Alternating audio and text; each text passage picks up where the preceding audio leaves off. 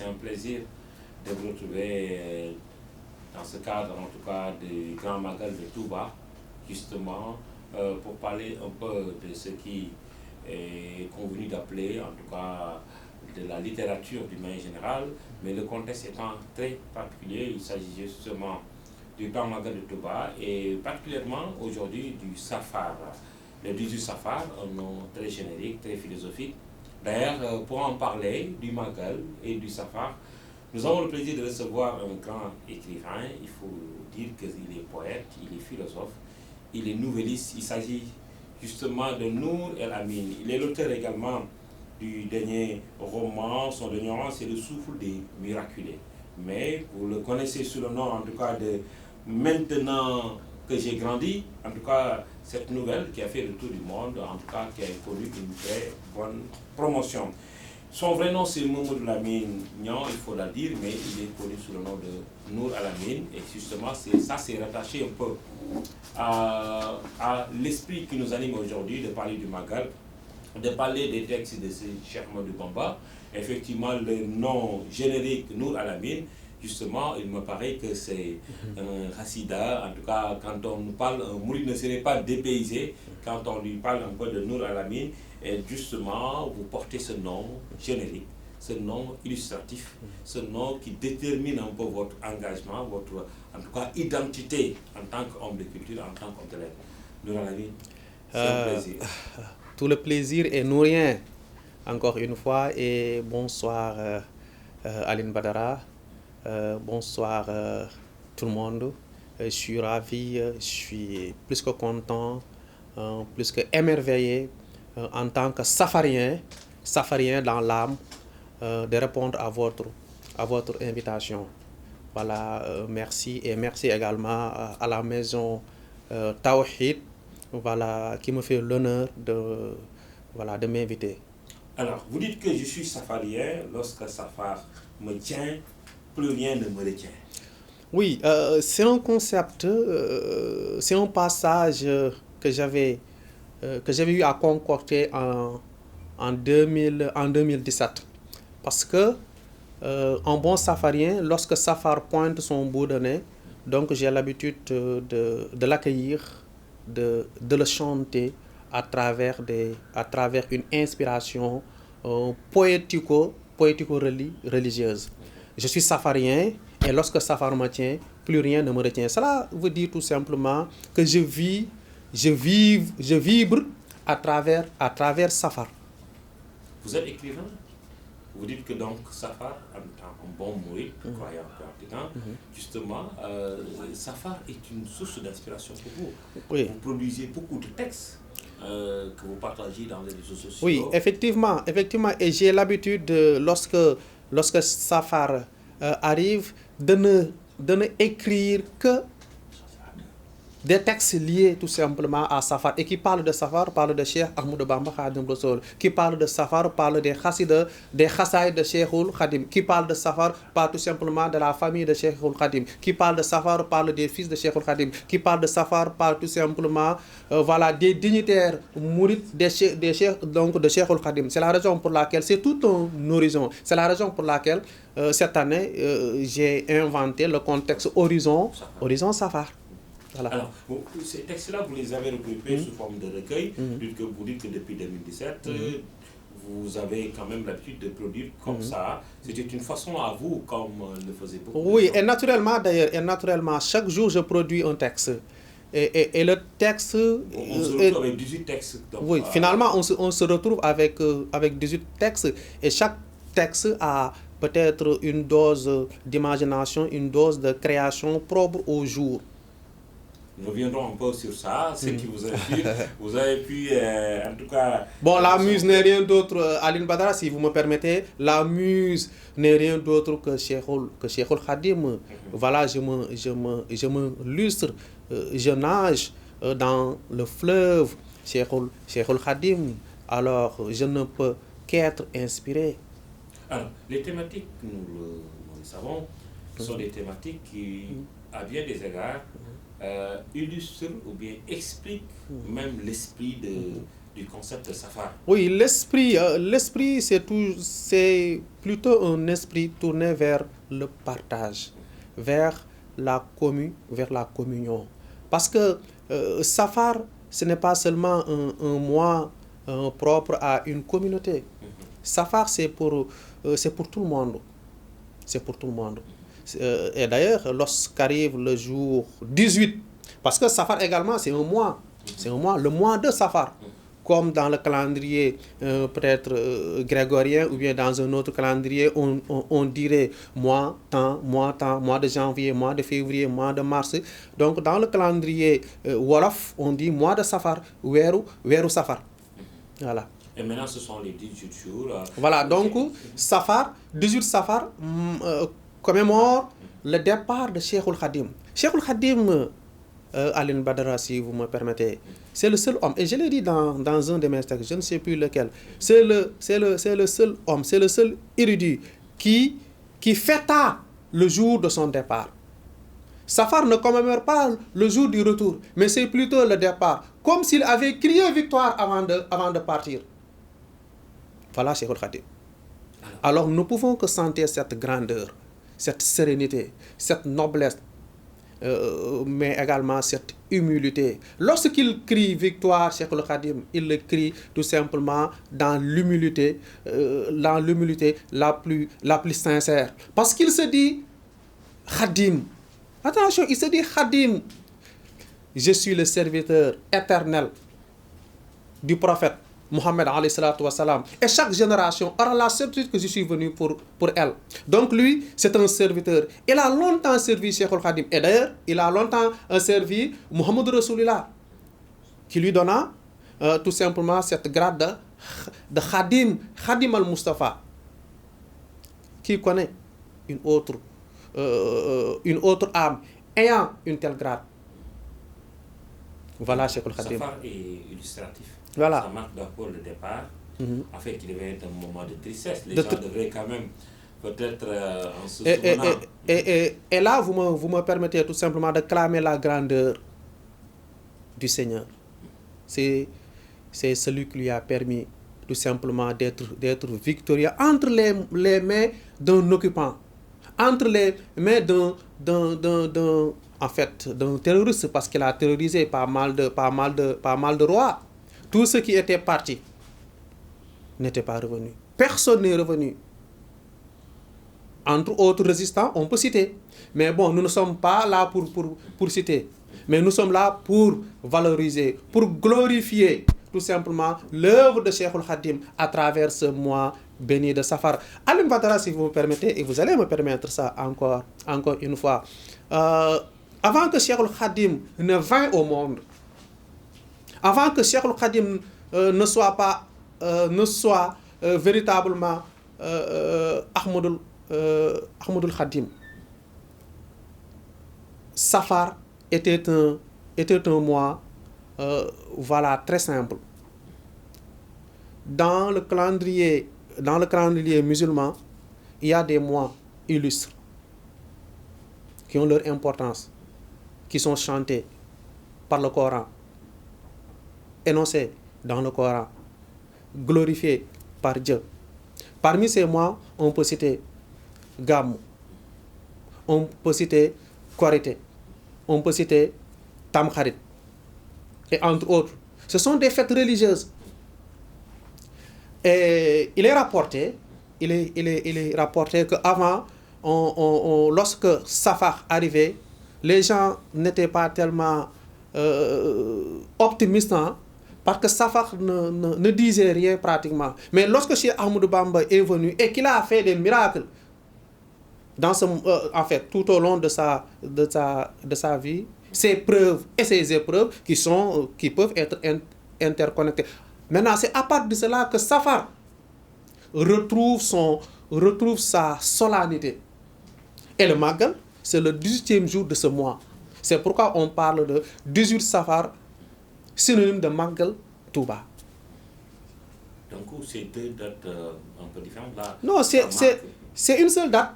C'est une seule date. Le 18 Safar commémore le départ. Pourquoi 18 jours après, maintenant, on va fêter En fait, c'est le Grand Magal. Qu'est-ce qui illustre un peu cela? Le 18 Safar, c'est le 18e jour oui. du mois de Safar. Oui. C'est le 18e jour du mois de Safar. C'est ce jour-là que Cheikh Ahmadou Bamba partit pour œuvrer pour l'humanité toute entière. Hein. Et là, si vous me donnez la permission encore une fois, je précise que le Magal de Touba, donc c'est un événement donc d'une dimension internationale. Ce n'est pas seulement les mourides qui se retrouvent à Touba, c'est l'humanité toute entière. Donc chez Ahmadou Bamba, c'est quelqu'un qui a œuvré pour l'humanité toute entière, au-delà même de la race noire. Alors, pour revenir un peu au texte, vous avez trouvé en tout cas des mots très forts qui marquent un peu justement votre volonté à d'abord contribuer, c'est une contribution. Vous êtes écrivain, justement. Alors, nous savons que les écrivains ont leur façon particulière un peu de donner leur contribution. Peut-être d'autres même faites de Safar de différentes manières. Alors, s'il y a des gens qui, comme vous le dites, amatent la générosité, vous l'avez dit tout à l'heure. Alors, pour vous, en tant qu'écrivain, c'est quoi? Et il y avait une volonté d'expliquer, d'édifier les gens sur l'esprit Safar et comment on devrait même, parce qu'en tant qu'écrivain, vous avez donné des pistes, comment on devrait, en tout cas, être conscient donc, de ce mois, en tout cas, qui est vraiment béni, comme vous dites, mais aussi comment on devrait en profiter pour œuvrer dans le bien, pour quand même mériter en tout cas d'être de véritables talibés. Là, nous l'avons senti à travers vos textes. Et justement, cette volonté-là en tant qu'écrivain. Alors, peut-être que même ce n'est pas la seule manière, vous êtes égal. Peut-être il y a d'autres, vous avez d'autres manières. Vous me dites que parfois même vous organisez des causeries, tout ça. Mais en tant qu'écrivain, vous avez voulu témoigner de cela en marquant, en rendant hommage à beaucoup de figures emblématiques un peu de la Tariqa Mouride. On y reviendra. Mais il y a des mots, comme je dis, qui sont très forts. Pour dire Safar me procure soufflant. Dans qu'écrivain, c'est une source d'inspiration. Je me bâtis une nouvelle d'intention. C'est-à-dire que il y a quand même, c'est comme si Safar fait revivre en vous, en tout cas une fibre quand même, en tout cas une inspiration unique. Voilà, c'est ça. Voilà. C'est un cocktail de merveille, pour résumer. Safar chez moi et chez beaucoup de talibés, Safar c'est un cocktail de merveille. Voilà, je deviens quelqu'un d'autre. Mon âme change sur le coup. Je nage dans l'opulence, dans l'élégance. À l'ombre de mes délires, foisonne de délire. À l'ombre de mes délires, foisonne de miraculeuses voix qui assurent mon vécu. Alors, c'est quoi? C'est très fort quand vous marquez ces mots-là. Ça vient au fond de vous pour dire qu'en fait... Vous me faites penser à deux auteurs, avant de revenir au contexte de Safar. Vous me faites penser à Hegel, qui dit que le philosophe est le fils de son temps. Vous me faites penser à Hugo, vous aimez beaucoup Hugo, lorsqu'il parle de caisse de résonance. Le poète, donc, c'est une sorte de caisse de résonance. Vous me faites penser et les téléspectateurs vont m'excuser de la comparaison. Comparaison n'est pas raison. Mais l'enseignant que je suis, parfois je suis porté à faire donc une comparaison liée à l'approche par les textes, l'intertextualité, même si l'intertextualité peut être une autre affaire. Hein. Voilà, par les textes, voilà, c'est ça. Et vous me faites penser également au poète Senghor lorsqu'il dit « Je suis la trompette de mon peuple ». Maintenant, tous ces exemples-là illustrent quoi? Illustrent que le poète doit être lié à son temps. Et c'est la raison pour laquelle, d'ailleurs, je dis, je suis safarien, et lorsque Safar me tient, plus rien ne me retient. Voilà peut-être ce qui explique également ma muse. Les mots me dépassent souvent. Je dis, souvent mes amis me demandent, comment faites-vous pour écrire chaque jour un texte? Je leur dis, je ne sais pas, c'est la muse.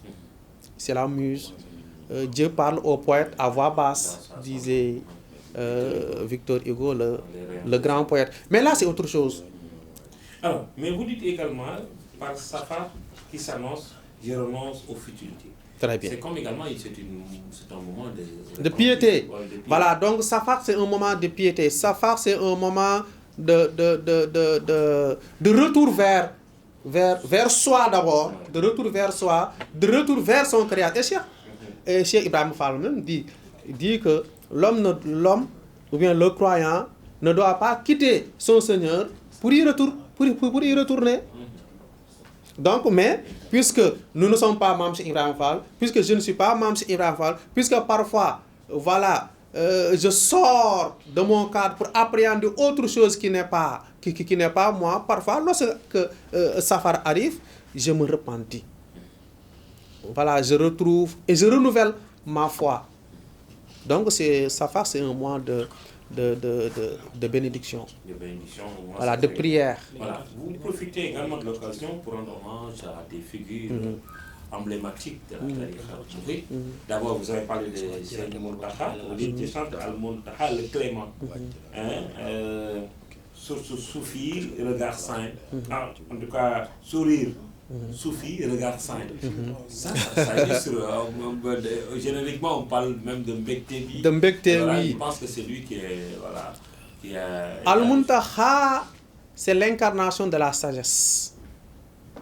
Serigne Mountakha n'a pas besoin de parler pour que tout simplement les aspirants, les fidèles obéissent. Son sourire nous rend merveilleux, nous rend généreux, nous délivre même de certains maux. Prions pour que Al-Mountakha ait une longue vie, parce que nous en avons besoin. Lorsque je dis nous, je ne parle pas seulement au mourides, et le mouride c'est l'aspirant, tout le monde est mouride. C'est tous ceux qui veulent accéder au royaume céleste, voilà, peuvent se targuer de dire que je suis mouride. Et Cheikh Mountakha Al-Mountakha ne fait pas la différence entre, voilà, mouride, Tidjane, Layen. Il est là pour toute la communauté. C'est la raison pour laquelle il inspire avant tout respect. Vous regardez la personne de Al-Mountakha, vous voyez l'homme de Dieu. Alors, vous dites Safar avec sa clarté prodigieuse, plurieuse que les phares de mer. Vous avez dit également quelque chose d'essentiel.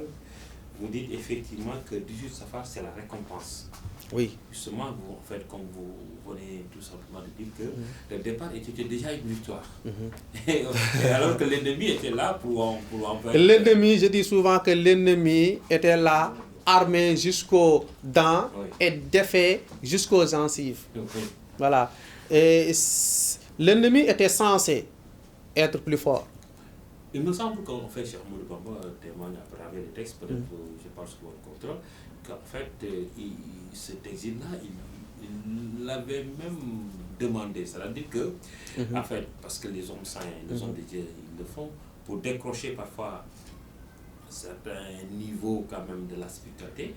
En fait, il demande à Dieu de les mettre dans ces conditions. Cheikh Al-Khadim avait voulu, et après il a obtenu par la grâce de Dieu, et après avoir œuvré pour le sceau des prophètes, Muhammad Rasulullah sallallahu alayhi wa sallam, il avait voulu donc une sorte de grade que beaucoup d'érudits avaient cherché sans l'avoir, c'est-à-dire de faire partie de la communauté de Badr, ce qui était pratiquement impossible. Car le prophète de l'islam, et vous savez que le prophète entre Cheikh Al-Khadim et le prophète de l'islam, il y a eu beaucoup d'entretiens à Beïti et beaucoup d'autres liens saints. Hein? Alors le prophète lui dit, vous êtes mon ami, Ahmadou Bamba, vous êtes mon ami, mais cette grade-là, beaucoup avant vous l'ont demandé et personne n'a pu l'avoir.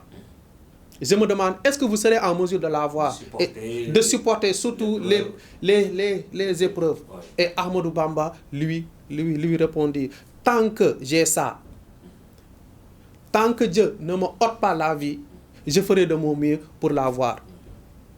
Et là, gens de Dieu, on ne peut pas réussir dans la vie, quelle que soit la mission, sans souffrir. L'homme est un apprenti, la douleur est son maître. La douleur Nul est son ne peut connaître maître. tant qu'il n'a pas Et on est ici à Dakar, Cheikh Ahmadou Bamba. Lorsqu'on dit les 2 nuits passées à Dakar, su ma fàttali ko ñaari guddi Ndakaaru, vous voyez lim si teg yéeme na. Donc il a beaucoup enduré. Il a beaucoup enduré. Maintenant, c'est la raison pour laquelle donc on parle de récompense. Oui. De récompense. Déjà, le départ, il savait Le départ, il savait que grâce... Dieu a accepté un peu Dieu a accepté. Il dit, Cheikh Ahmadou Bamba dit, avant de demander quelque chose à Dieu, Dieu me l'offre avant. Dieu me l'offre avant. C'est pourquoi maintenant le départ a déjà été une victoire. Puisque c'est lui qui l'avait... C'est la raison pour laquelle dans les Khassida, il dit Wajhal et Ijhal. Wajhal et Ijhal. Wajhal, defal. Et là, c'est autre chose, hein? Ça devient plus mystique. C'est un autre niveau. Alors, vous chantez également Touba. Vous dites Touba nulle part ailleurs. C'est assez illustratif. Vous dites donc, Touba nulle part ailleurs parce que Touba, c'est un arbre dans le paradis de Dieu. C'est un arbre. Et c'est la raison pour laquelle tout ce qui vient de Touba, tout ce qui est Touba, tout ce qui est de la cité, donc relève d'une solennité importante. C'est la raison pour laquelle parfois je dis Touba la sainte, oui. Touba la belle, Oui. Touba la glorieuse, oui. voilà, Touba la lumineuse, Oui. Touba la fluorescence, beaucoup de qualificatifs, Touba la sainte. Oui.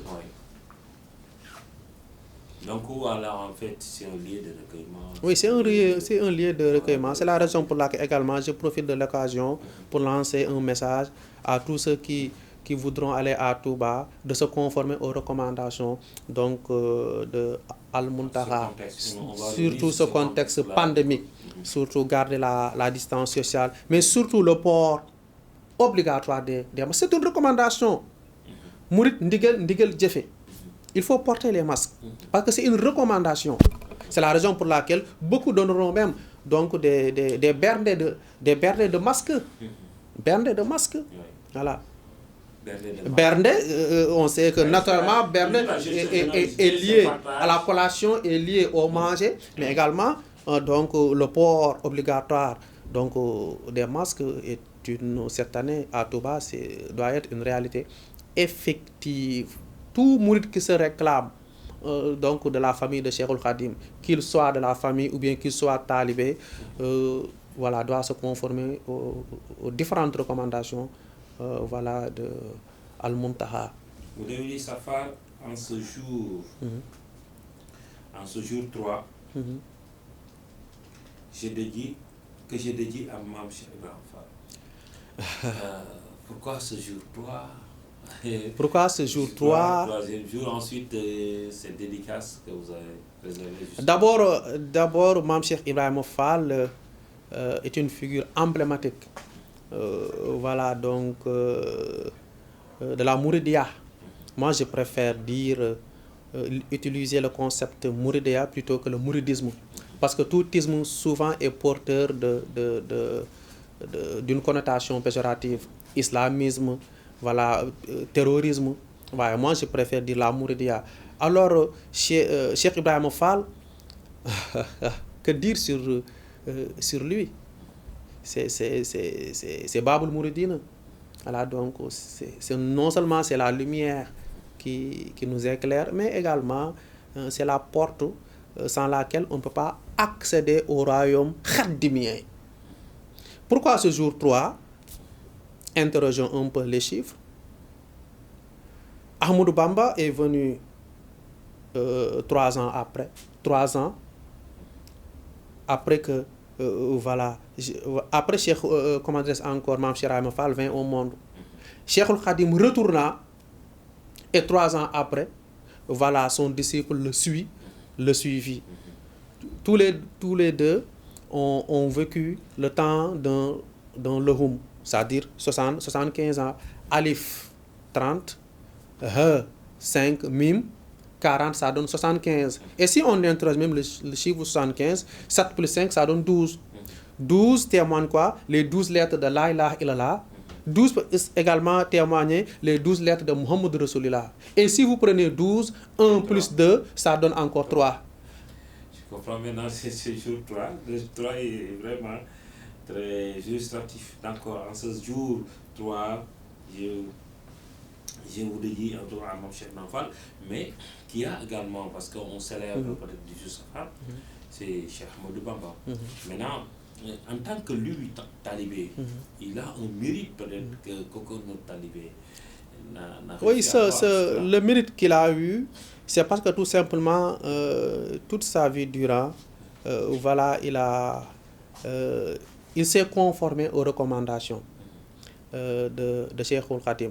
Voilà, Cheikh Ibra nous enseigne comment le disciple doit servir son maître.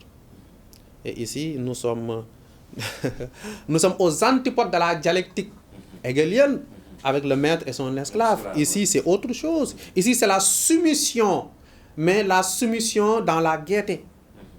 La soumission dans la gaieté. On se soumet et on se fait plaisir à se soumettre. Maintenant, c'est cette soumission qui lui a valu lorsqu'on dit, par exemple, Djeredjefe Serigne Touba, l'Unsitek, Diarama, Mam Cheikh, Ibrahima Fall. Voilà le rôle d'un disciple. C'est d'être au chevet de son maître. Non seulement lui faire allégeance, mais voilà, donner sa vie pour son maître. Donner sa vie pour son maître. Mesdames et messieurs, vous suivez toujours un plateau spécial consacré au grand Magal de Touba. Nous parlons du Safar. Et pour en parler, nous avons le plaisir de recevoir Nola Ramine, qui est un safarien, il faut le dire, un poète, un nouvelliste, je l'ai dit, un professeur de philosophie. Alors, justement, à cette occasion, nous comptons un peu véritablement rendre hommage, au-delà de Cheikh Ahmadou Bamba, à toutes les figures emblématiques de la dimension de Mame Cheikh Anta qui ont marqué un peu, en tout cas, cette tariqa mouride. Alors, pour revenir encore à ça, vous, en tant que poète, justement, vous avez lancé également des mots très forts, comme vous dites, hein, vous êtes enivré quand il y a à l'horizon du Safar. Alors, vous dites que Safar, perdu dans tes grâces, laisse-moi te chanter jusqu'à essoufflement. Alors, là, et peut-être même que je chanterai après l'essoufflement. Alors, comme on dit... Vous savez, le Baye Fall, ici, le poète Baye Fall est en transe. Il est en transe, il est en transe, et en transe continuelle. Vous savez, la science de l'herméneutique, donc parfois il est même difficile d'interpréter à sa juste valeur une création artistique, hein, parce que toute interprétation serait également donc sujette à interpréter. Mais il faut juste savoir que c'est pas Nour qui parle, mais c'est l'âme de Nour qui délire. Voilà, qui délire. Alors, oui, à toi, Safar, je me rectifie, ma foi se solidifie, je me fie à tout défi, je m'enrie, rien ne m'ennuie.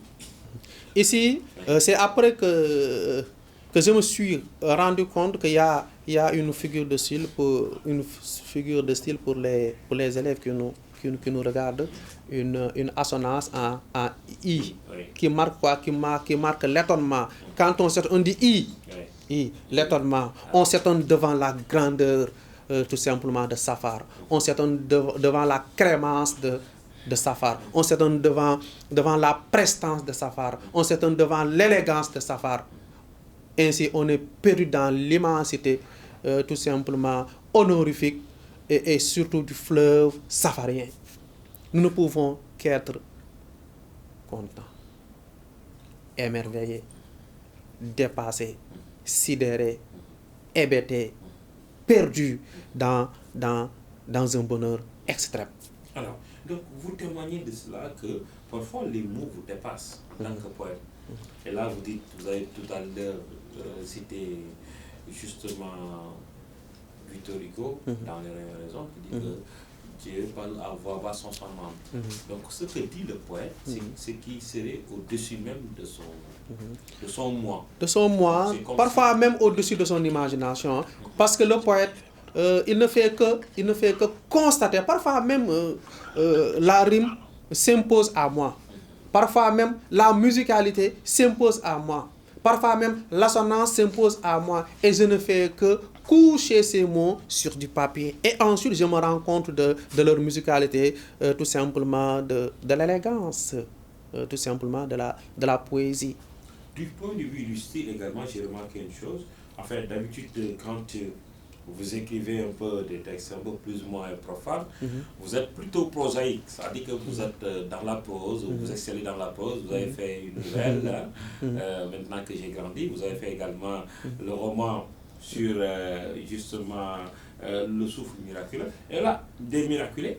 Alors, c'est la prose qui vous tente le plus. Maintenant, quand vous parlez de Safar, quand vous parlez de ce qui vous tient à cœur, ce qui vous dépasse quelque part, vous utilisez des vers. Des vers. Et de ces vers même, vous n'êtes pas trop classique avec respect des rimes, respect des etc. Vous y allez avec votre... Je suis porté, je suis porté par une émotion que je ne saurais décrire. Et que cette émotion ne peut pas être contenue tout simplement par le conformisme classique de la poésie. Je suis obligé de faire fi voilà, à ces règles. Voilà, effectivement. Voilà, parce que le poète également, c'est quelqu'un qui se veut libre, hein, qui se veut libre. Mais ici, il y a une contradiction entre le poète et le talibé.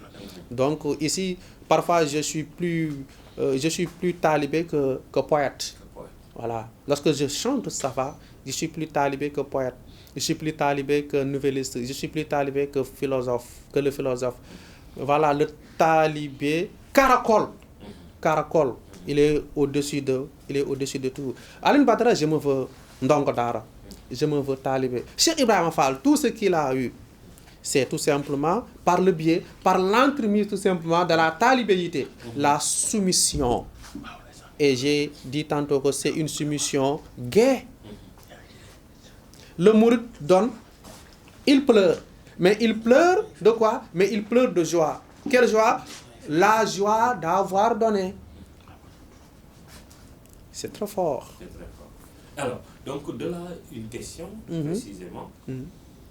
Pour écrire un ouvrage, c'est l'inspiration qui va influer un peu le style d'écriture et même le choix du genre. Pourquoi naturellement, quand vous parlez de la spiritualité, de ce qui vous tient à cœur, en tout cas ce qui vient dans les entrailles... Ici, d'accord, j'ai compris la question. Ici, l'inspiration, c'est l'inspiration, c'est la muse qui dicte tout simplement le chemin à prendre. Voilà. Le genre, comme le style dans le comme le style. Lorsque j'écris un roman, même si la toile de fond, parfois peut être poétique, voilà, l'inspiration me permet tout simplement voilà, d'être conforme justement aux recommandations tout simplement du genre romanesque. Et lorsque j'écris une pièce de théâtre, même chose. Mais la poésie, c'est autre chose. La poésie, elle est spéciale. Elle est spéciale. Encore plus la poésie safarienne. Trempée dans le fleuve de Safar. Ça devient autre chose. Voilà, surtout de Cheikh Khadim, qui est plus poète que Cheikh Khadim, Alioune Badara. Vous avez lu Mouaïbou? Mouaïbou, je le cite partout, hein, même si Nour Darayni, c'est mon chassid de chevet. Mais lisez Mouaïbou. Dans Mouaïbou, Cheikh Khadim chante le prophète sans le nommer directement. Il utilise des qualificatifs. C'est quelle figure de style? Il fait beaucoup d'allusions au prophète de l'islam sans le nommer. Cheikh Khadim, c'est la poésie. Comme on dit, nommer en poésie, nommer une chose, c'est lui faire perdre les trois quarts de sa valeur. Sa valeur, effectivement. C'est dans l'esprit symboliste. Alors, pour revenir encore au style, vous préférez également parfois être tellement libre que vous faites ce qu'on appelle une alternance codique. Vous insérez des mots Des mots wolof. des mots carrément. Des mots arabes parfois. Arabes. Parce que le terme safarien également, vous l'utilisez, c'est un concept que je vois, safarien, safarisme, Khadimien, oui, rassoulien. Rassoulien. Vous voyez, ce sont des néologismes. Voilà, c'est pourquoi un ami, un homme de lettres, Ahmada, il dit Nourou, j'ai pas. Lorsque je lis votre texte, lorsque je lis un texte, très rapidement, je peux être en mesure de savoir qui est l'auteur. Vous avez un style qui est propre. Parfois, lorsqu'on écrit, on n'a pas besoin de signer Nour al-Amin. Nour al-Amin. Ouais. Voilà, donc l'écriture porte l'empreinte, l'empreinte de l'auteur. Voilà, l'écriture porte l'empreinte de l'auteur. Alors, ces alternances codiques, même quand c'est un mot arabe, vous essayez donc de l'adapter. Quand c'est un mot vous l'adaptez. C'est comme si parfois, quand vous dites que ce que vous dites, me tombe dessus, me dépasse, me tombe dessus. C'est lui qui me force même le concept à épouser. Et je l'accepte généreusement, je l'accepte. Voilà, je ne cherche pas à me colorer avec ma muse, parce qu'elle m'est très proche, elle me délivre, elle me rend ivre. Je ne peux que monter dans son navire. Et me laisser guider. Même si le bateau tangue, il n'y a pas de souci. Si le bateau j'arriverai à bon port. L'aventure, comme on dit, les gens voient la chandelle, effectivement. Alors, du point de vue toujours du style, alors, ces alternances, vous avez parlé d'intertextualité tout à l'heure, et même parfois, vous adaptez quelques textes. C'est comme également, il y avait une volonté cachée de vouloir expliquer, parce que vous êtes peut-être un grand amateur des chassides. Il y a une volonté, ça c'est le professeur peut-être qui intervient, pour maintenant peut-être édifier plus ou moins certaines personnes sur les concepts. Sur les concepts. Voilà. Et leur faire savoir que l'univers dans lequel nous mouvons, c'est un univers que nous pouvons décrire dans nos ouvrages. Voilà. Senghor le fait dans ses écrits. Il le fait. Un ancien m'avait dit, un de mes anciens m'avait dit que pour connaître Senghor, il faut connaître la mythologie sérère. La mythologie sérère. Mais également, je ne cherche pas à faire une sorte de distinguo ou bien comparaison entre Nourou et le grand poète, Senghor. Mais également, pour connaître Nourou, il faut connaître un peu son environnement, l'environnement Baye Fall, l'environnement Mourid Baye Fall, de Talibé, mais également de Ndjambour. Voilà, de Ndjambour. Il y a ce qu'on appelle le langage de spécialité. Alors, ces mots-là, on les voit, des mots purement Baye Fall, au-delà même de la communauté mouride. Des mots qu'on se retrouve, des termes comme Djawrin, des termes comme bien d'autres termes, qui sont vraiment spécifiques à la communauté. Et cela enrichit même le texte. Cela enrichit le texte. Je voulais en fait revenir sur l'originalité de votre style. C'est-à-dire qu'effectivement, en vous lisant, c'est vous quoi. Moi, je vois personne d'autre qui parle ainsi. Mais tout est question de style. Tout est question de style. Regardez votre habillement. Regardez votre habillement. Tout est question de style. Même dans la musique. Même si je ne suis pas mélomane, je n'écoute pas de la musique et je n'ai rien contre ceux qui écoutent la musique. Même dans la musique, regardez du temps de comment il s'appelle, le rappeur là, qui portait des tic-tic. Pakoti. Lui, il a marqué son temps parce qu'il était original. Il avait son propre style. Senghor a son propre style. Lié maintenant à la mythologie, c'est son accent qui était très charismatique. Voilà, tout est question de style. C'est l'homme. Voilà. Si vous voulez frayer votre propre chemin, faites-vous un style. Un style particulier. Et vous êtes prof de lettres. Voilà, avec peut-être le dadaïsme, vous voyez, le concept des surréalistes. Ils ont leur propre style. Voilà. Quitte à enfreindre même des règles. Voilà, et le jeu en vaut la chandelle. Tu as osé le faire et le dire. J'ai disloqué ce granier d'Alexandrin. J'ai mis un bonheur au vieux dictionnaire.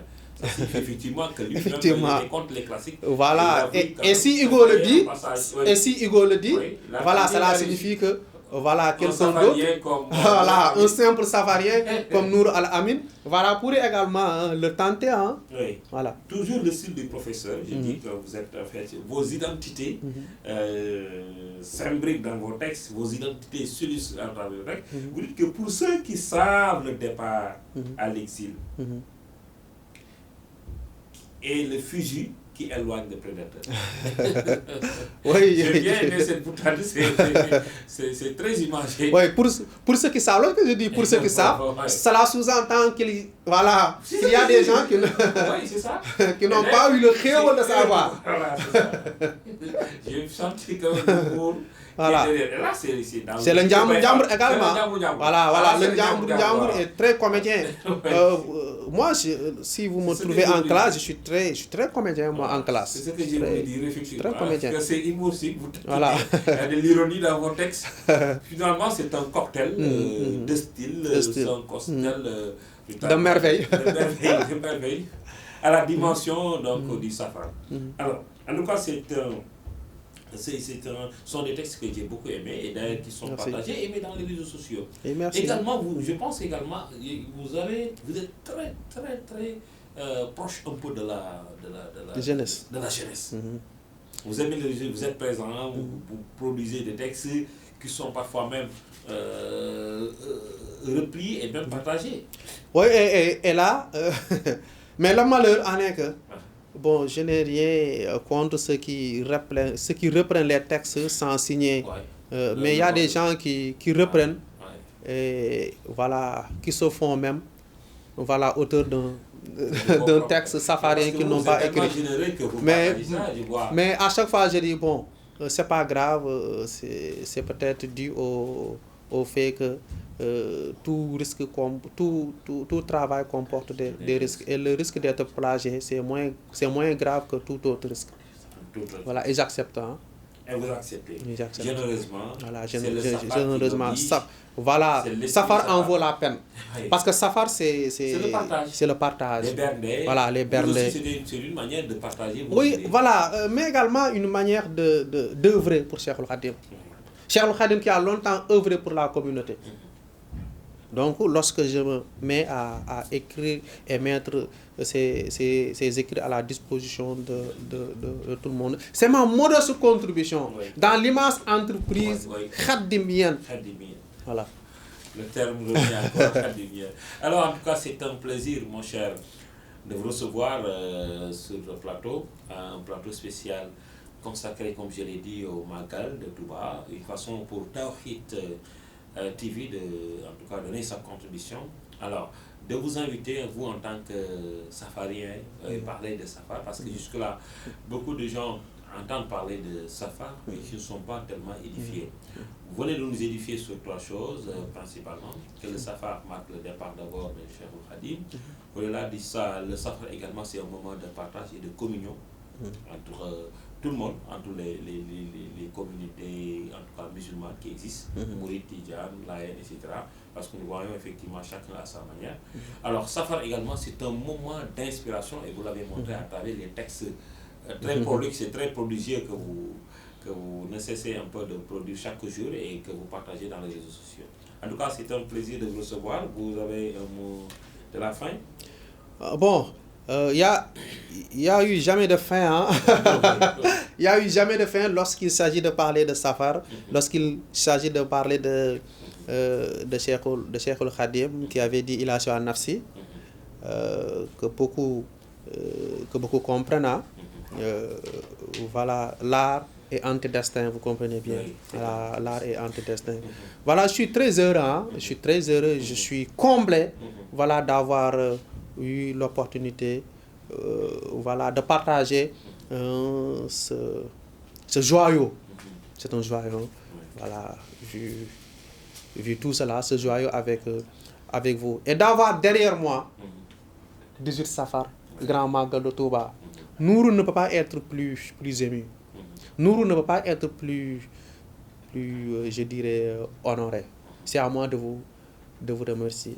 Et je prie également pour que cette entreprise voilà, fasse partie des plus énormes. Alors, justement, nous comptons vous revenir très bientôt avec vous. Inch'Allah. Dans le cadre, en tout cas, des émissions littéraires que nous comptons un peu dérouler dans cette chaîne, que vous allez voir très bientôt. Dans le cadre des salons littéraires, on reviendra sur le souffle des miracles. Voilà. Vous êtes un grand romancier, en tout cas nous avons expérimenté un peu avec les nouvelles, mais vous êtes un homme également de l'imaginaire, de l'imagination, nous l'avons vu à travers cela, et que vraiment avec cette belle couverture, nous savons qu'il y a toute une histoire, toute une, en tout cas... Toute une, si vous voulez même dire Tawhid, hein? Et j'aime beaucoup Tawhid. Voilà. Nous comptons y revenir en tout cas prochainement dans le cadre de nos émissions littéraires. Voilà, mesdames et messieurs, c'était tout, en tout cas pour ce numéro spécial consacré au Grand Magal de Touba, nous l'avons dit. Alors, il s'agissait justement de parler du Safar, du jeu Safar, de son esprit, de ce que renferme le concept. Alors, nous l'avons dit également, nous avions le plaisir de recevoir Nour Al-Amin, qui est un écrivain, un grand nouvelliste, un grand romancier, un grand homme de culture pour ainsi dire. Alors, nous comptons également vous revenir très bientôt avec d'autres plateaux spéciaux consacrés au Grand Magal. D'ici là, passez une bonne semaine de programme sur la chaîne Tawhid TV. Merci beaucoup. Merci Nour. Merci Aline Badara. Et prochainement. Merci.